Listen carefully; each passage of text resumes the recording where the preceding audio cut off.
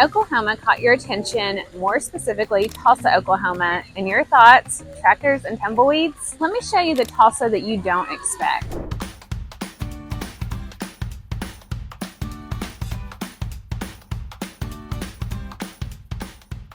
I'm going to show you 15 outdoor spots where you've got beauty, freedom, peace, and they all come standard here in Tulsa. From paddleboarding at sunset to exploring trails to enjoying beautiful gardens that feel like you're in Italy. This city is full of surprises. And if you're building a life you love, Tulsa just might be the backdrop that you've been craving. And if you think it's all about peaceful vibes and garden strolls, yes, but Tulsa's a lot of fun too. Stick around for Crybaby Hill. That's where Tulsa really shows off. Hi, I'm Sabrina. I'm a local real estate agent here in Tulsa, Oklahoma, and my team and I make these videos for you. So if you're thinking about making that move to Tulsa, Oklahoma, then you are getting that insider view from the pros and the cons and the lifestyle and the community, the neighborhoods, and everything in between. And in full transparency, we make these videos so that when you're ready to move to Tulsa or one of our surrounding suburbs, instead of reaching out and talking to some random agent on Zillow that doesn't know the needs of a relocation buyer, you reach out to us because we specialize in not only finding you the perfect house, but finding you the perfect house in the perfect neighborhood that meets your specific needs, and for a relocation buyer, that is invaluable. Reach out to us. Our information is right here, and give us a call, send us a text, shoot us an email, jump on a Zoom call, and we would love to talk to you. Doesn't matter if you're moving in 9 days, 90 days, or 9 months, it's never too early and it's never too late to give us a call. We'd love to show you around and help you make that seamless move to Tulsa, Oklahoma.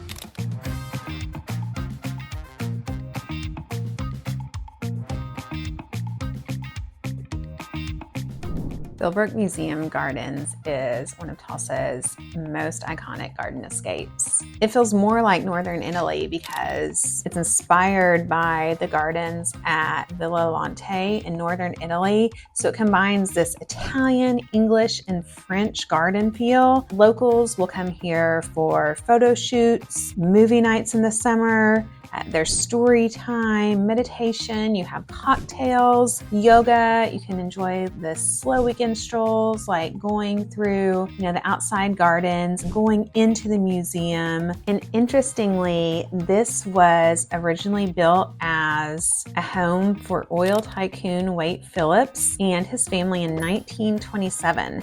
So it's a 72-room mansion that is on 23 acres of the most beautiful grounds, as you can see. And it was dedicated as an art center by the city of Tulsa in 1938. And again, I tell you that, Tulsa is not what you would think it would be because we were the oil capital of the world. So again, you had all this East Coast money coming in and these oil tycoons building these estates that are beautiful, and then there was just all this philanthropic moves going on behind the scenes. So there is Midtown Tulsa is amazing, and downtown Tulsa is amazing, and you can really see that in the architecture and the homes, and Philbrook is absolutely one of those. This is about the outdoor video, and the outdoor gardens are stunning.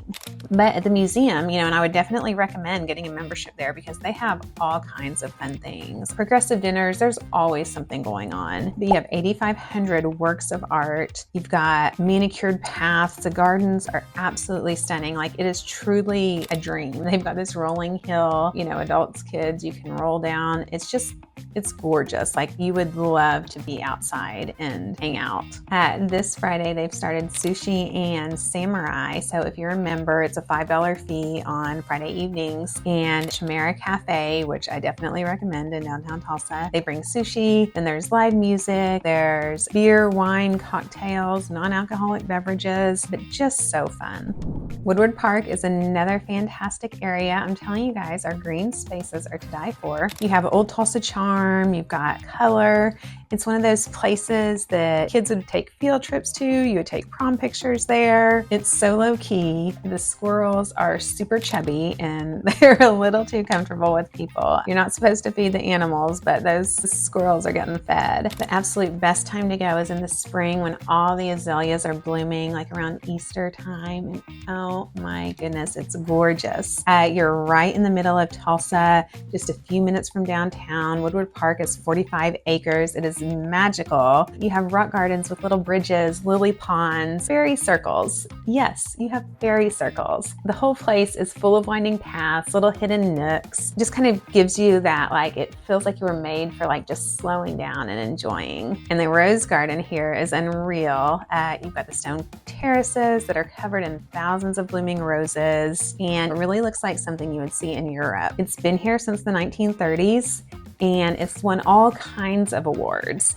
And once you see it, you're going to know why. There's even a 1919 mansion right in the park. Now is the Tulsa Garden Center. You've got the teaching garden, you've got the greenhouse, you've got the outdoor classrooms, fountains. It is an amazing spot to spend your day. Number 3, we have the Tulsa Botanic Gardens. And it's a little bit of a drive out. It's going to be in the northern part of Tulsa, but it is 100% worth it. The Botanic Gardens are a mix of native Oklahoma plants, and the atmosphere just feels upscale and peaceful. They have bands and blooms. They always have something going on. You can do weddings there. It is completely beautiful and serene and fun. There's the Children's Discovery Garden. It's insanely well designed. I think splash features, musical play, and a giant dragonfly sculpture. Come spring or fall for peak color. They have the annual Spring Tulip Festival, which is completely dreamy. And the great thing about all of this, what I hear people that have relocated from Tulsa say, over and over, whether it's doing something outdoors or, just doing something for entertainment and having fun, is that you can do that because to get anywhere like within the traffic, you're only having to drive like 15, 30 minutes max, depending on if you're in an outside suburb. So getting to these places like after work is so doable. Like you have time to enjoy. Again, living in Tulsa is an elevated lifestyle.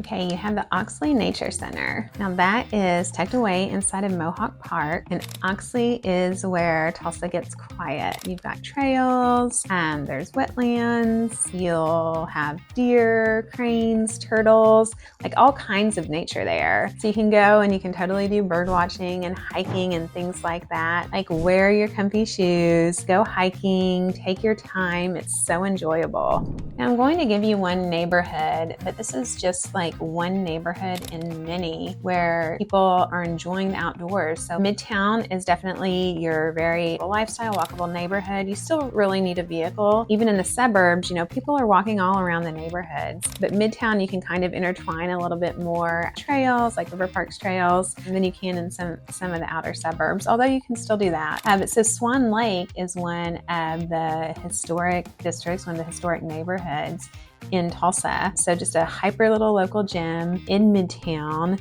and you've got benches, you've got the lake, which is it's a pond. It looks like a pond, and you do have swans in it sometimes. But you always have joggers or people, walking their dog, moms with their strollers, like people always walking the area. Okay, so Centennial Park is one of the most amazing views in my opinion, in Tulsa. It's west of Peoria. You've got a gorgeous view of downtown. You've got green areas, you've got benches, so great to walk around, walk the dogs, take a jog. It has fountains, waterfalls, a picnic table. You're going to see birds and turtles and swans, so super cool. And so Tulsa has so much green space, and I know that you wouldn't expect that. Like a lot of people just think that it's like flat and brown, and it's just not. Coming up next, we have Turkey Mountain, and we locals love to joke that we realize that it's not a mountain, but we call it Turkey Mountain. It's 750 acres, but it's so cool. There are so many fantastic trails. Like I go several times a month, and I never quite go through the same trail. It is well known for the rugged bike trails, and one of my videographers is a biker, and he told me that people come from all around the United States for the Turkey Mountain biking trails. It's super easy to get to. They have a pavilion. They have these beautiful sculptures. They have these beautiful statues of wildlife that are completely amazing. Sometimes they have yoga on the lawn, and they'll do tours. Sometimes they'll do things like for Bigfoot sightings or something. So it's a lot of fun there. Right, and then we have River Park Trails. Now, this is the trail system that hugs the Arkansas River and it links up with some of Tulsa's best neighborhoods. It's flat, it's wide, it is perfect for everything from marathon training to toddlers tricycling. You've got the gathering place, the new pedestrian bridge, you've got the food trucks, and it all connects here. You always see people jogging, rollerblading, riding their bikes. You've got that river reflection, and I will tell you, I give you guys the insider view. So the Arkansas River is not completely beautiful all the time, and they have been working. So they've got Zink Lake, and they have done a new dam to try to keep the river fuller, and I'll talk more about that a little bit more in this video when we're talking about Zink Lake. But when the river's low, then it just doesn't look completely gorgeous sometimes. But when there's been a lot of rain, like we've had a lot of rain, it's getting ready to be like June is tomorrow. So we have had just tons and tons of rain. So, the river's full and it's beautiful. And, there's just nothing like the water. So yes, it's brown, but it's still very, very cool. So trails are just the heart and soul of river parks, and they weave together the public spaces, and they connect with the regional trails. So the river park systems, has the Tulsa trails, the river parks trails, and they have the regional trails. So there really are, as far as there's some great cycling clubs. A lot of people, meet and cycle. Tulsa Tough is coming up, but the trails of river parks are especially notable and something that you can be active at and that you will love. And along the river trails too, I love yoga, so I do yoga a lot. In Tulsa Symphony would have, the Tulsa Opera would sponsor yoga on the lawns in the summer. So I need to look. I hope that they do it again, because you'd go along Riverside and it was really cool. Okay, now we're talking about Zink Lake. So again, this is something that just opened up last year. In fact, they called it the Big Dam Party because it was about the dam. And so when you can cuss when you're not cussing, everybody loves that. So we celebrated the Big Dam Party, and that was Zink Lake. So now I've got this area, and you can paddleboard and you can kayak and you can surf. And so there's several different levels in it, and there are easy areas that a beginner could do that are going to be pretty soft. Then you can it's not going to be like Colorado whitewater rafting or anything like that. As you go down the flumes, you will get a little bit, the intensity will go up. And so sometimes you'll see the otters or the blue herrings gliding alongside, which is completely magical. I'm telling you guys, Tulsa is not what you think. And the gathering place, it's not just Tulsa's crown jewel. It's a national award-winning destination park, and I still think it's underrated because when people go, they are just completely wowed and surprised, and it just has the coolest origin story. You have George Kaiser in his foundation, his family foundation, along with local businesses who brought this to life. So this is a completely philanthropic park that is free. It is like a country club when you're there. They have funded it, or it was for 100 years, to make sure that the park stays clean, stays taken care of, stays well kept. And when you go, well taken care of vibe.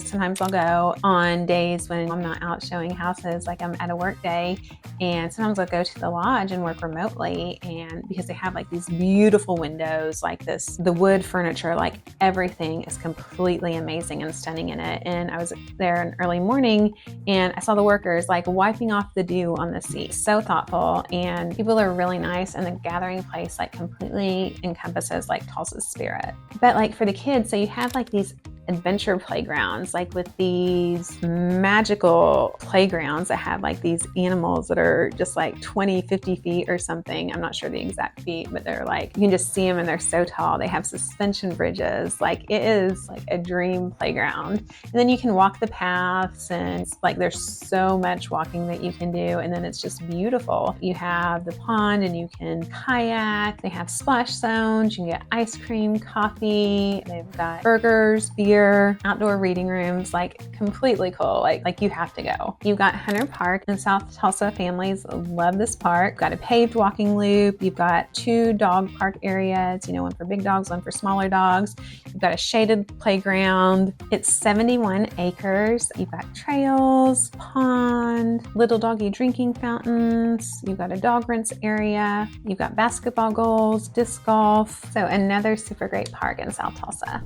Okay, we have love lake life here in Tulsa, and we have so many lakes, like the most man-made lakes in the United States. Caveat, they're brown, but they're still like so much fun. So closest to Tulsa, you have Keystone Lake, and Keystone is more, you're gonna have boating, kayaking, jet skis, camping, of course, cliff jumping if you know the right spots. They have a playground, like a water playground for the kids. Lots of hiking. You've got Keystone State Park, so lots of places to explore. So on Keystone Lake, you can't have houses like right off the shore. So like if you wanted like a lake house to where you could literally just walk to your dock, then you're gonna need to be in like Grand Lake or Eufaula. But Keystone Lake is a place like if you want to do a day trip, want to bring your boat down, which a lot of people do. And then there's Skiatook Lake, which is another lake in Skiatook, so outside of Tulsa, north of Tulsa. The cleanest lake that we have in Oklahoma. And again, you're going to have boating. You have 160 miles of shoreline there, over 10,000 surface acres of water. Again, you've got camping sites, lakefront sites, fishing, swimming. So lots of opportunities to get out and get in the water. You've got LaFortune Park Trail. It's a great loop. It's right across from St. Francis Hospital. It's got mostly shady parts, very well-maintained feel. It's got a golf course, plenty of parking. It's a beautiful view of the Tulsa area too. And it is more, so again, you're by the hospital, so you're outside Midtown, but in between like Midtown and South Tulsa, that some people consider Midtown. It was what Midtown was, years and years ago, and people will still consider that Midtown, so a super cool area. They also have an amazing tennis program for the kids, and that's a video that I need to do, but Tulsa has like some top-notch tennis programs and tennis schools. And we have Mohawk Park, and we said that Oxley Park was in Mohawk. So Mohawk is like this massive park, like 3,300 acres. It's one of the largest urban parks in the country. It's the largest park in Tulsa. You've got the Tulsa Zoo there and the Oxley Nature Center. You've got a golf course, you've got disc golf, open fields, shaded trails, picnic spaces, very cool spot. And the Tulsa Zoo is pretty awesome. So that is an outdoor adventure in yourself. When my boys were young, we would get an aquarium pass and we would get a zoo pass, and we would do that throughout the week. So super fun. When they were little, I hadn't discovered Philbrook yet. They would have loved that too. The Gathering Place has things, a sunset social hour once a month on Thursdays. It's designed for young adults. So you have a guest host and you have DJs each month, complimentary drinks. At Gathering Place, you're going to have yoga on the lawns, movies on the lawns, Tai Chi, park tours. You're going to have lectures. Guthrie Green is a little park inside the Arts District, and it is so cool. And it transforms constantly. So sometimes it's yoga on the lawn, and you've got like live jazz music, you have food trucks, you have the art crawl on the first Friday of every month. It's surrounded by murals and galleries, great local coffee, great local bars and restaurants. This is where your creatives are, like the art scene, some of the music scene. Every Wednesday, you can enjoy lunch on the greens. You've got food trucks and live music from 11 to 2. The other day, and the Tulsa Ballet was there. So there's always someone performing. It's such a fun place.